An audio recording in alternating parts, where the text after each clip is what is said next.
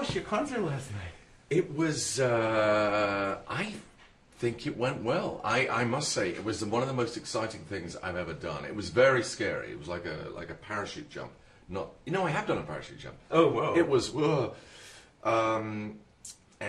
I think it went well. I need to check though with everyone else. You know, everyone else is going, no, it was great. But I don't know. I'll find out. I think a few days later it will start to sink in. But it was just, it was crazily exciting. It was an amazing time. What kind of people were there? I'm just curious. Well, yeah, me too. I was curious too.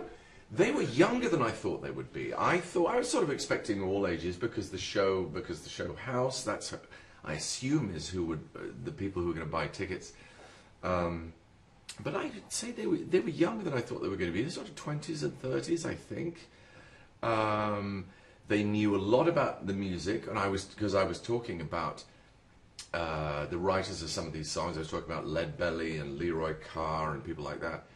And they were very knowledgeable, and they definitely knew the music. You know, they did know that whole world. And somebody recognized Tipatina before I'd even started, and so, you know, it was really interesting. Cool. The reviews, I read 2 reviews.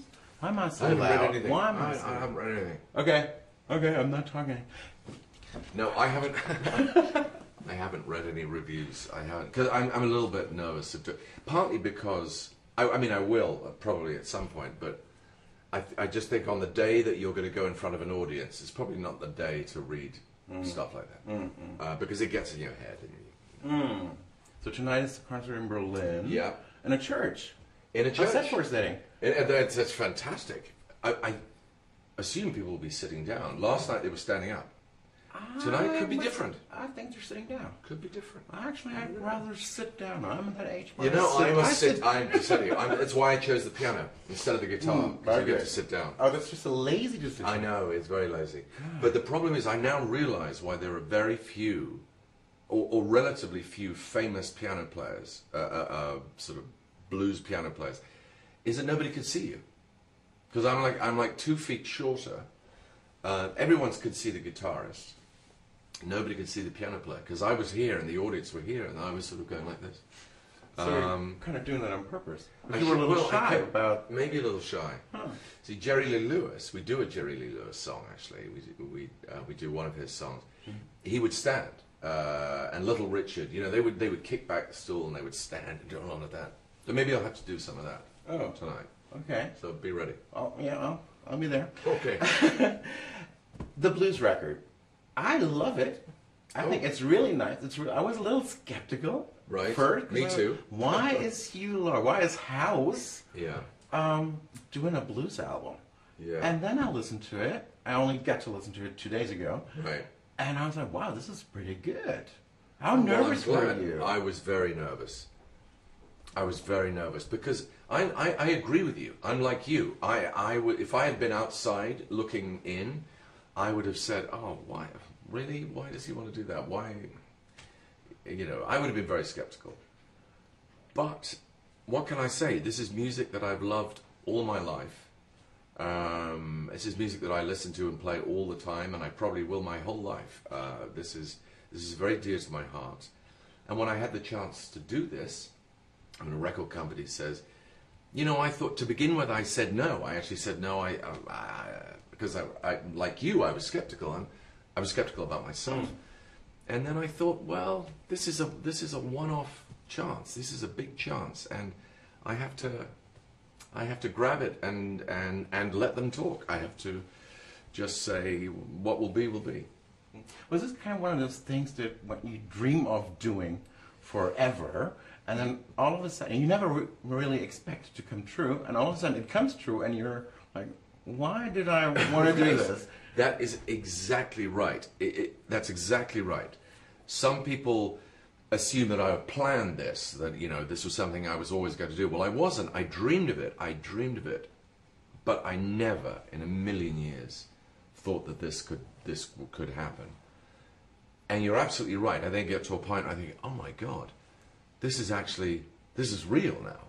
This is not a dream. This is real. And we are going to go out in front of a real audience and really play this real music. I can't believe it. I'm still a little bit like this. Can't believe it. That's the hiding behind the others. Exactly. You got to, and I envy you about this, because you got to work on this record with Irma Thomas I did. and Alan Toussaint, who are two of my... Are they? Two of my, Well, I don't even know. No, They're well, me gods. too. They are gods. They are absolutely gods. I mean, well, I'm so glad that you share that because, you know, I think to some people who are not familiar with this kind of music, they would sort of go, well, Alan, to say, yes, I know the name, but I don't really. But this man is you know, he has touched so many other musicians, so many kinds of music. He is on so many records that everyone has without them even knowing. And he's like the spirit of New Orleans music. And Irma Thomas likewise. She has been, you know, she has occupied that place for, well, I don't want to talk about the passage of time. Longer than you were alive. Exactly. Nicely put. Yeah, it's And amazing. what, It was amazing. what? Yeah, exactly. Right. But is that still something that you get nervous about? Even if you're Hugh Laurie, you're Dr. House? Oh my God. Is that still something? Oh yeah. Well, I get nervous when I'm big house. I get nervous acting every day. Oh yeah. Really? Every day. When the camera's rolling, I'm nervous. Yeah. Huh. When someone says, you know, okay, here we go, and action, I'm, you know. Wow, I would have never. I mean, guessed. some days. Seven seasons. I know, it's crazy, isn't it? And I keep thinking, please, can this go away? It's But kind no, of nice, though. I'm always, because I'm always thinking, I've got to get this right, you know, I've got to. But even worse, when it's music, and these are my heroes, these are people I've worshipped my whole life. You know, I got to play the piano for Dr. John. I mean, you know, there is no greater piano player in the world as far as I'm concerned. I just every time he touches the piano, no matter what he's doing, there is a feeling and an emotion that I get from his playing, which is just overwhelming to me. And that was an incredible moment to actually be playing for him. I also think he's a great singer. And I think I love his voice, and I love what he did with the song on the record. But to be playing with these guys is just amazing. Were you like nervous a little, or scared that they wouldn't know who you are? Oh, I don't know if that's an appropriate question. No, I don't think they did. I don't think they did. Okay. I don't think. I'm not sure that Dr. John has a TV. And in a way, I sort of hope he doesn't have a TV. I don't want to think of Mac Rebennack sitting there with American Idol. It doesn't seem right, you know? It doesn't seem, he's from another world, another planet. And I don't think these guys watch a lot of TV. Okay. And so maybe someone told them, but I don't think they had much interest in that. And that was great. That was great. Because it meant that they were interested in the record because of the record, which is, you know, which was a wonderful you were all thing. there for the music. Yeah, right. Cool. The studio you were recording this thing at, that's another history landmark kind of thing. I know. It was amazing just to walk down the hallway and past all these pictures of, you know, Sinatra and Dean Martin and Sammy Davis Jr. and all these guys, Ella Fitzgerald, and it was just. I mean, it's terrifying. Could terrifying. you feel them? Well, yes, you could. And I even had this thought, you know, the phrase, the echo chamber. The way they actually do the echo chamber, there is an actual echo chamber in the basement. Your voice goes down into a like a cellar, a basement, and then it's remiked and it comes back up to the studio.